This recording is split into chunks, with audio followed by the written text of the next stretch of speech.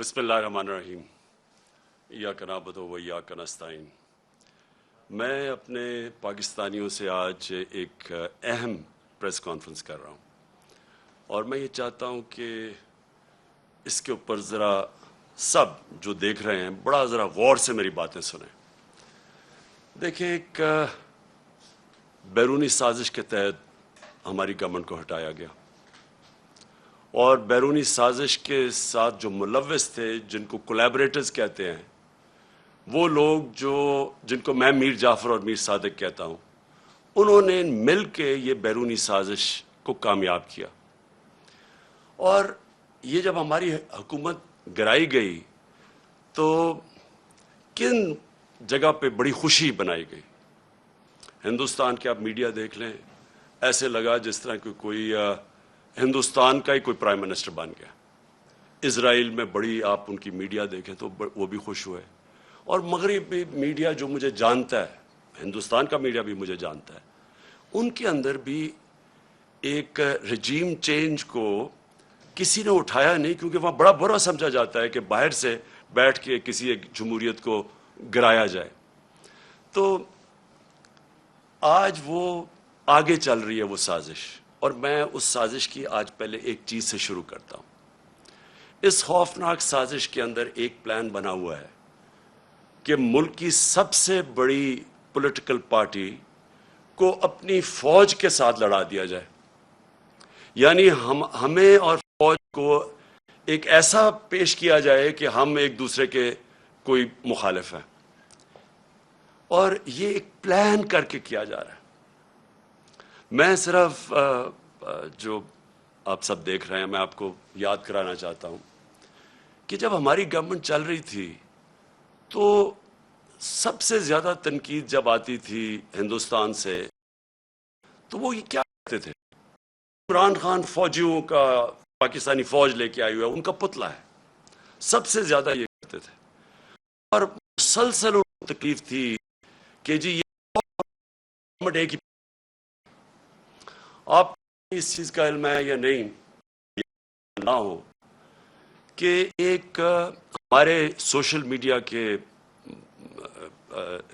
جنونی نوجوانوں نے ایک چیز، ایک بے نقاب کیا جس کو کہتے تھے یورپین یونین کی ڈس انفارمیشن لیب۔ یہ کیا تھی؟ اس میں تقریباً 800 فیک سائٹس تھی، اور یہ فیک سائٹس کیا کر رہی تھی؟ یہ مسلسل پاکستان کے خلاف پروپیگنڈا کر رہی تھی۔ اس میں کئی پاکستان کے صحافی بھی شامل تھے، کئی وہ لوگ شامل تھے جو آج اس امپورٹڈ حکومت کے ساتھ اب نظر آتے ہیں۔ اور یہ کیا کہہ رہے تھے؟ دو لوگوں کو اٹیک کر رہے تھے، ایک عمران خان کو اور ایک پاکستانی فوج کو، اور تکلیف یہ تھی کہ یہ ساتھ چل رہے ہیں۔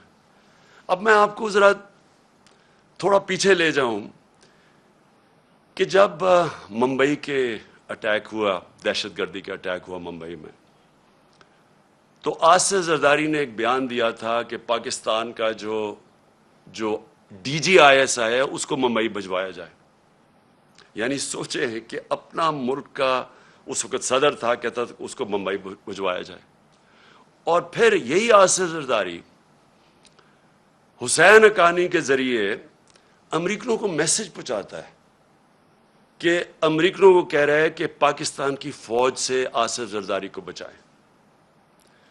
اور دوسری طرف نواز شریف، یہی جب ممبئی اٹیکس ہوئے تو اس نے نواز شریف سب سے پہلے بولا کہ وہ جو ایک لڑکا وہ کون سے گاؤں میں تھا پاکستان میں جدھر سے اٹیک ہو، اس نے کم باکر کو ایک انٹرویو دیا تھا، اور اس نے اس انٹرویو میں بتا دیا کہ وہ پاکستان سے ہے۔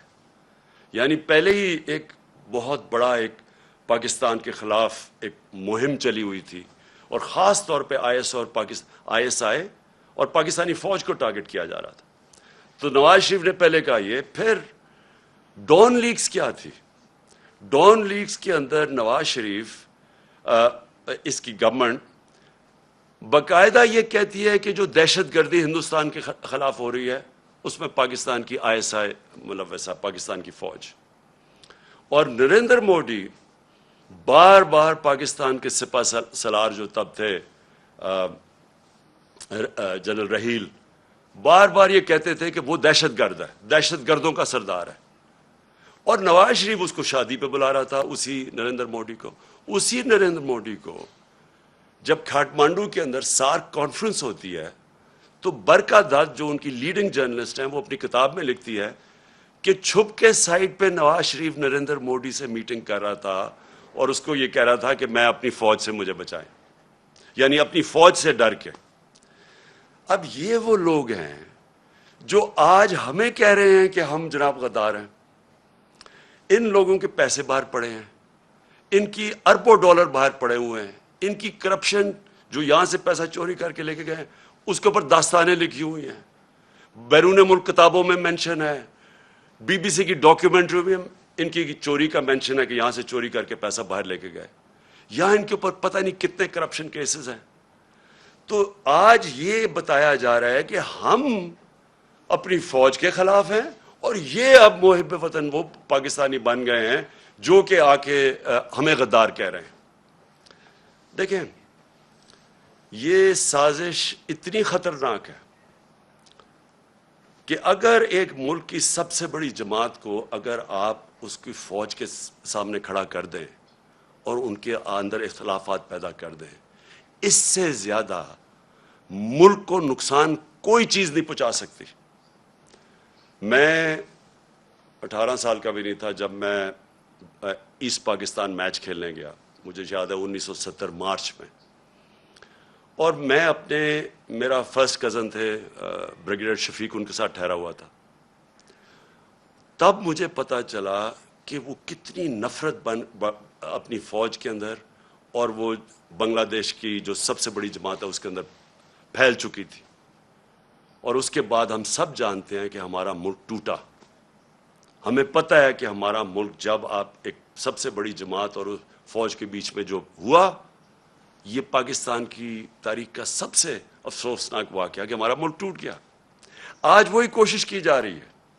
ایک پارٹی ہے پاکستان کے اندر جو پوری فیڈرل لیول کے اوپر پارٹی ہے، سارے صوبوں کے اندر پارٹی ہے، سب سے بڑا ووٹ بینک اس پارٹی کا ہے. وہ پارٹی اوپر سے لے کے گلگت سے لے کے قبائلی علاقے سے لے کے کوئٹہ سے لے کے کراچی، سندھ، پنجاب، سارے ملک میں آج وہ سب سے بڑی پاکستان کی پارٹی ہے. اور یہ سازش کی جا رہی ہے، اور سازش وہ لوگ کر رہے ہیں جو اس بیرونی سازش کا حصہ ہیں، کولیبریٹرز ہیں.